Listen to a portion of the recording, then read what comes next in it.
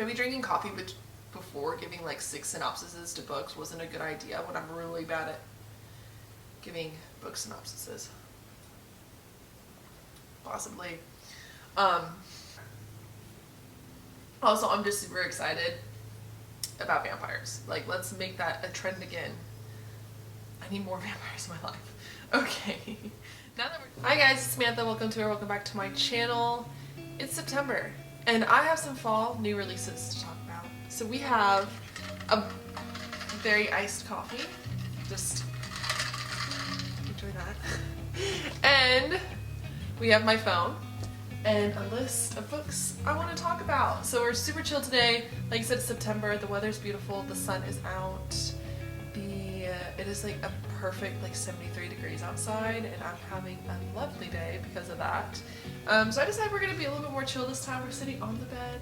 I've got my blanket, like I said. I've got my iced coffee, and I've also got my phone. So if you are new here, you don't know this yet, but I'm really bad at book synopsises. In fact, I try to avoid giving synopsises at all times, and I don't read them myself. So we're gonna do this a little differently. I am gonna like talk about each book a little bit. I'm gonna tell you like what my initial impressions of the book are, and then I am gonna have Goodreads pulled up just in case I need to look up a synopsis and give you guys like a better detail.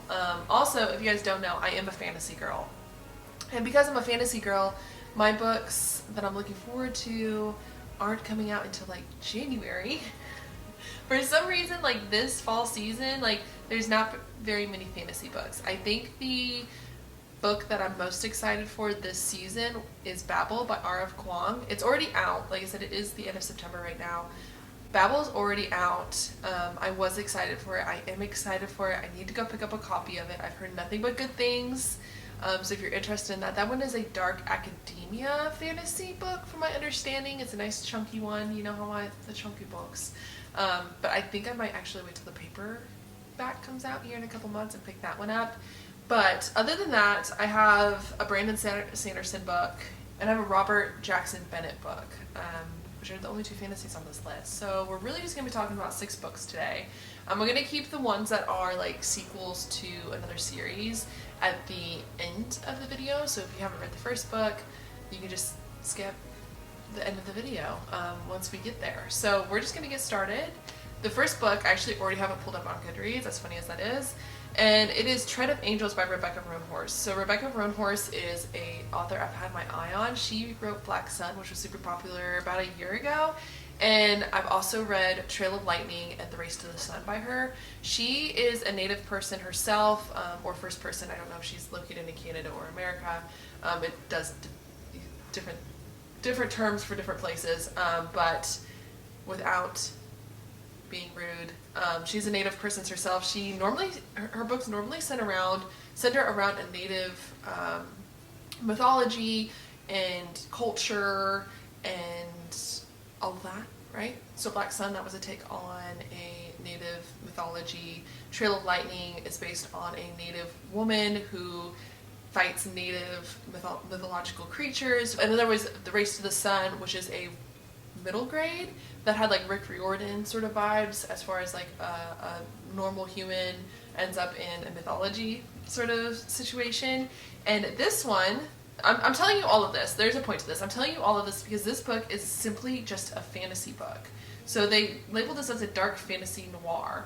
It is about a fallen angel. So it's about a fallen angel who comes, when they fall to the earth, where they crash, it's like a meteor. You get like an element, and this element is hunted. It is something that's precious to this culture, to the society, and only certain people can find this element and mine this element.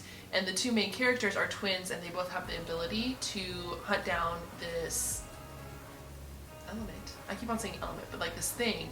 And they both get involved with 2 different, I want to say crime syndicates. They're like 2 different companies that find this element and disperse it out. And I say crime syndicate because eventually they end up that there's some dubious going on behind the scenes, and that is where you get your plot. That's where you get your book. Yeah, super excited to read that one. I'm all about fallen angels. I love that mythology. I am a supernatural stans, You know, season 7 was the best. So like I'm excited for it. That's why I think I found that interest. Is Rebecca Roanhorse as an author. It's exciting to see her journey, and it's also cool to see her branch out. I'm always up for an author branching out and trying something a little bit different. And this is definitely going to be different. All right, this comes out November 15th, by the way. Okay, so moving on to the next book. I've already spent too much time fangirling over Rebecca Roanhorse. The next one is Astrid Parker Doesn't Fail by Ashley Herring Blake. So this is the second book to the Bright Falls. This is a romance book. The first book is Delilah Green Doesn't Care. It has shown up on my TBR, I think last video I did for my TBR cart. It's a romance I was very interested in. This one is also like a grumpy sunshine trope. I have my list over here, by the way. It's the grumpy sunshine trope. So Astrid Parker is a interior designer, and she's hired to work on like an HGTV show. She's getting out of a bad relationship with her fiance. She's feeling a lot of pressure from her mother to like live a certain type of life. But she's going through all these things, and she shows up on the set, and the carpenter, who I forget the name of, who's going to be like her love interest, is there as well. We get like a little bit of enemies to lovers situation going on. We get a little bit of a grumpy to sunshine trope. And Astrid Parker really, like, it's supposed to be a book about her journey to coming to herself, getting over her overbearing mother, falling in love with the other character. And I'm intrigued, I'm interested. Once again, it has like a perfect cover. I love this cover. I loved Delilah Green Doesn't Care's cover. I'm super excited to read a female-female romance. I personally don't get a lot of those, so when I see them, I pick them up. And this is definitely going to be one I'm excited for. This one comes out, let me look it up, November 22nd. So it's like the perfect time to read a romance. I love romance books in November. You know what? It's all about it's all about the holidays, you know, like the holiday vibe is all about romance, and I absolutely love that. Like, forget your summer romances, I need holiday romances for sure. Okay, so the next book we're going to be talking about is House of Hunger by Alexis Henderson, and this book was not on my radar until I watched another fall releases video, and now that it's on my radar, I'm gonna have to go pick it up. So House of Hunger is a vampire book. It is an adult vampire book. This one is about it's about a system. There's a class system, and the upper class are vampires. Who would have thought? The main character is from the lower class, and she sees a wanted ad for a blood maiden, which is basically you live as a servant in one of the vampires' houses, and they drink blood from you. First off, I'm all about the vampire books. Like, I am here for the vampires. So you're gonna release a vampire book on September 27th. I'm gonna pick it up, and it's gonna be on my October TBR. So yes, I'm super excited about this one. Also, the cover is beautiful. I didn't jump onto the Southerner's Guide for Vampires vibe like a couple years ago. I am gonna jump on this one though. We're gonna be here. I'm gonna be here for the hype. I'm gonna write it out. I'm all about the vampires. I need more. Okay, now that we're done with like talking about my creepy obsession with vampires, the next 3 books are part of a series. The first one is a Brandon Sanderson book. So this is the 7th installment of like the Mistborn era, the Mistborn series, and I'm super excited to read it. I have read all the other ones. If you don't know, the Mistborn trilogy is about the villain winning. It's about a world in which the villain has won and is now the king of the land. I don't even know if he calls himself a king, but like the ruler of the land, and a group of misfits gets together and overthrows the king, or makes plans to. Anyways, the magic system is really what's interesting in the Mistborn trilogy, to me at least.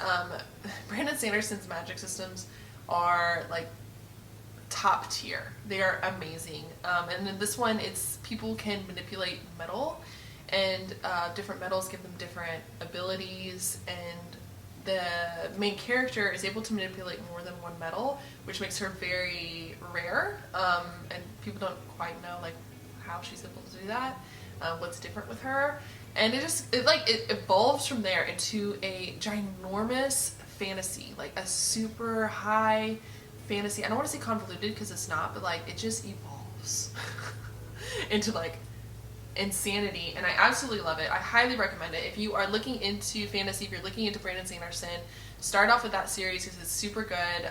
It's easy to read. It's one of his easier books to read. This, however, now that I'm done ranting about that, so the book I'm going to talk about is The Lost Metal, and this is the 7th book in the series. The first 3 original trilogy are like a set themselves, and then you have another 3 books, which is like post the Mistborn trilogy, and it's a Western fantasy. It's a Western fantasy, which is I'm absolutely in love with. They're a lot shorter than the original trilogy. They are about, like, there's I'm just going to give you the vibes. Trains, sheriffs, bullets, and guns in a world where people can manipulate metals. Like, it's absolutely insane. There's, like, gangs. This one actually does have, like, a crime syndicate. There are, like, orphan, like, spies. Like, that's the vibe. We're literally giving you, like, Sherlock Holmes vibes, but we're doing it with fantasy setting in a Western era. I'm there for it. This book's called The Lost Metal. It's the 7th of the series. I'm ready to go. I'm ready to go. Alright, Brando Sando. The next book is going to be Lachlanes by Robert Jackson Bennett. So this one, actually much like the Mistborn trilogy, the magic system in this one is really interesting as well. So we have like an urban fantasy setting, and there's like different classes of people. The main character, I say this because the main character is of one of the lower class, and basically she survives by using the magic system. And in this world, in this universe, basically people are able to manipulate objects by giving them intention. So, like, you see a round wheel, and you would give it the intention of rolling. But the trick to this system, to this magic, is that you can tell it to roll, but if you don't give it limitations, it will just continue to roll into eternity. All right. So that's where we're living. Okay. The main character, lower class, she works for a gang to make money. She steals objects. She helps make objects. One day, she steals an object that is incredibly valuable and highly sought after. However, the thing with this object is that it's sentient. It is like almost like AI, and it starts to talk to her. All devolves. I don't know. I think I would say devolves from there. And this is the 3rd book. I haven't read the 2nd one yet, but these covers are gorgeous. I absolutely need them in my life. And I'm excited to see that there's a 3rd book to this series, so I've got to talk about it. Alright, the next book I have already read. Alright, this book is out in October 13th. I got an art copy of it, which was really awesome. It's called River of Silver by S.H. Chakraborty. I looked that up, by the way. Chakraborty. I'll put it over here. But basically, this is a collection of short stories based off of the David Bond trilogy. It's literally, as you're reading the David Bond trilogy, if you ever had questions about something that happened, if you ever wanted to know more about a character, if there were any discussions that happened behind closed doors that we didn't get in the initial trilogy, it's in this book. And it is fantastic. It's absolutely fantastic. I highly recommend it if you read the David Bond trilogy. It literally makes you question if the villains were really villains. And I'm like, how do you do that? Like, how do you do that with a short story collection after you've already published the whole trilogy? Honestly, it's kind of rude, but kind of amazing at the same time. And I absolutely loved it. Highly recommend it. I know I need it for my shelves. I'm looking at them. There's a little spot that says, please put River of Silver right in here with me. But yes, okay. That's it. I've taken up, I'm gonna like almost 20 minutes of your time talking about new releases. I'm super excited about them. FYI, I'm gonna have a whole video in January because I believe there's like 5 new releases coming out in January that I am too excited for. Like, I'm too excited for. My fantasy girl heart will be so excited to get my hands finally on another Leigh Bardugo book. And oh my god, what else? Oh my god, and a Cassandra Clare book? Honey. Anyways. Thanks for coming to hang out with me. Like I said, I'm not very good at synopsis, so I appreciate it if you last this long. If there are any books that you think that you're excited for, not even if you think I will enjoy it, are there any books that you are excited for this fall season? And tell me about them so that I can spend more money on books. Alright. Anyways, I will talk to you guys in the next one. Make sure you hit the subscribe button. It helps me out a lot. I appreciate it. And I will be talking to you guys later.